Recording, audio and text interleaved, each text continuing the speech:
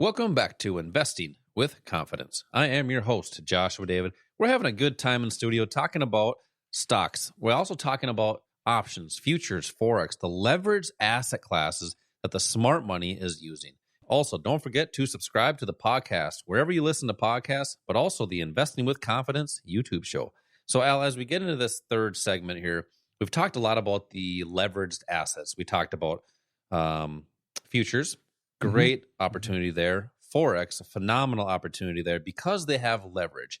I think we actually forgot to talk about this in the last segment. They're open 24 hours a day, which means I think we did, but that doesn't hurt to mention it again. Well, I got that memory. It's pretty short, but let's reiterate that. These markets being open 24 hours a day, that allows investors or the public to trade them in the evening. So think if people work during the day, the opportunity is actually there. The stock market, it's only open 6.5 hours a day. You're kind of stuck to those daytime hours. So as I ended the last segment, I wanted to continue the discussion about leverage, how great it is. But you have to protect yourself. You have to protect your investment because you do have that leverage. Talk about some of those different techniques that investors or traders may be able to use to protect their positions.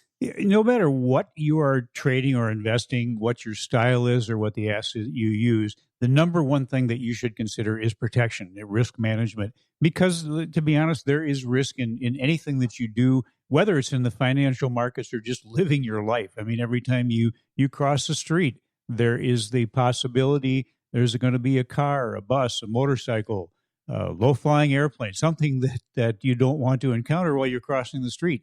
Low-flying airplane. Did that really just happen? Okay, maybe I stretched things a bit there. Hey, it's possible. Is it not possible? It is possible. Yeah, we have to cover all possibilities. There you go. But the point is you look both directions. You make sure nothing is coming that could cause harm to you before you cross the street. When you're trading in the markets, understand what all of the risks are. And then you manage that. It's just like you manage a profit. You should be managing that too. But how do you control that part of the trade? Number one, I mentioned in that first segment what Warren Buffett said about controlling emotions. You have a foundation that you use, a good, strong foundational strategy, but then you keep your emotions from really impacting negatively that foundation. And that's what we want to help you control with a plan. That plan should follow a set of rules that you follow. It has to be something that takes your thinking as much as possible out of it, because that's what's going to get you in trouble. So it's a set of rules you follow, and basically it's the same rules for every trade that you do, every investment that you do. You have to go through these steps that are a set of rules you follow. That helps to control the emotional part of it. And then also with the proper identification of that supply and demand imbalance, that is where you're going to have the lowest risk entry or exit point. And that's important too. We talk about price as being the most important thing. And most of you, if you go into a broker's office, financial advisor's office with whatever the amount of money is you have, they're going to say, let's get you in the market right away because it's time in the market that's important. What really is important is where you enter, the price that you enter, because that determines the quality, the profit potential you have, and the quality of the protection that you have. So that's very important. So that's another way of kind of reducing the risk. The size of the trade you do, all those things are important. But the number one thing that we have our students do, we have now a trading platform that is available to our students called Click. The number one thing that it asks you to do to kind of customize it for you is to put in the amount of money you are willing to risk on any individual trade. Maybe it's $50, maybe it's $100, depending on how much you have. It could be $200, $300, but you choose that. That means even with these leveraged assets where you may be controlling an investment that has a value of $100,000 or $50,000, your risk still is limited. And this Click platform, this trading analysis platform, is going to tell you, hey, if you are putting a trade together or trying to put a trade together that exceeds your risk level, it's going to tell you that. It will come up with an alert saying, hey, you're exceeding your parameters. A number of things that will keep you out of bad trades. So those are all things that are part of controlling that risk. But protection is number one, especially when you go into retirement. You have to protect what you have worked 30, 40 years for.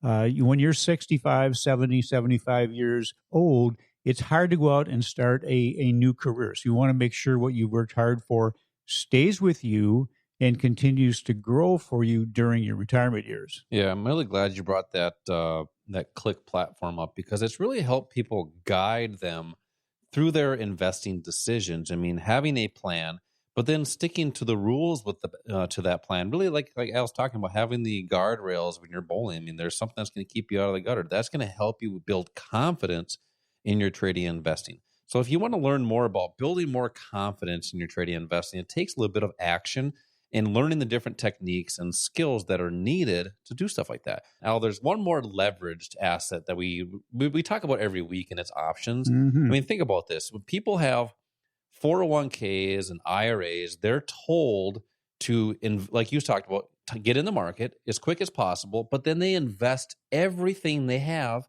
into the market. That's 100% at risk. Now, why are options such a great opportunity, especially like in retirement accounts, to use leverage, which basically means you're using portions of your capital, right, and protecting the remainder? Yeah, options are full of options. I guess that's why they're called options. But it's a very misunderstood asset. Really, initially put together as a protective vehicle for these big firms that might have hundreds of millions of dollars on the line on individual investments. So options are something that we can use as individual traders and investors. It allows you to participate in something that you might not be able to participate in if you were just looking at stock. Options are something that's traded on an underlying, could be traded on a stock, on an exchange traded fund. You can do options on futures and Forex. But let's just say that you were looking at a stock that maybe at one time when you first started looking at it, it was $9 or $10 a share. Now it's $300 a share. And you're thinking, yeah, I should have bought it when it was $9. I can't afford to buy it now when it's $300.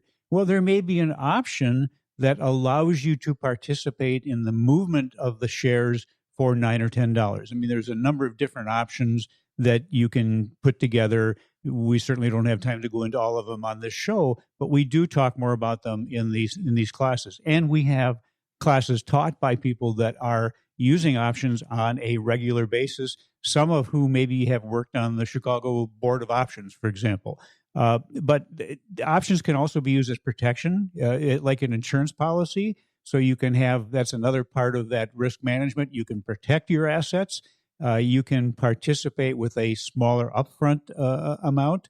And also on the return side, options kind of has leverage there. So if you look at a rule of thumb is if the underlying asset's up about 10%, the option should be up about 100%.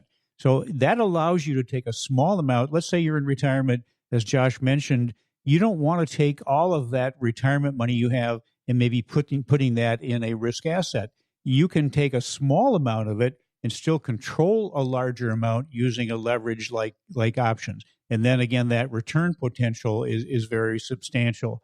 It allows you to identify what the absolute risk is. It can be set up with unlimited reward potential. Options can be used in moving markets where you don't have to decide on a direction. You can have a strategy that will benefit or potentially will benefit regardless of whether the underlying goes up, down, or sideways. Yeah, and the key really is to be more capital efficient, protecting what you have. I mean, that's one of the key things that our sponsor, Online Trading Academy, really teaches, is protecting your capital. Exactly. Because if you can't protect it, you can't grow it. And that's the key, is having the proper strategy, but also having something that guides you through that process, like that platform that's called Click, help guide you through your decision process. And Al, there's steps that people need to take in creating a plan, but it really comes down to doing something that they may haven't done in the past. Sure. And sometimes it can be a little bit different going into an arena that you haven't been in before. Al, I want to continue this discussion about, I guess, retirement topics. Sure. And techniques and strategies in this next and final segment. But I also want to talk about how to get started in the markets. We'll be right back.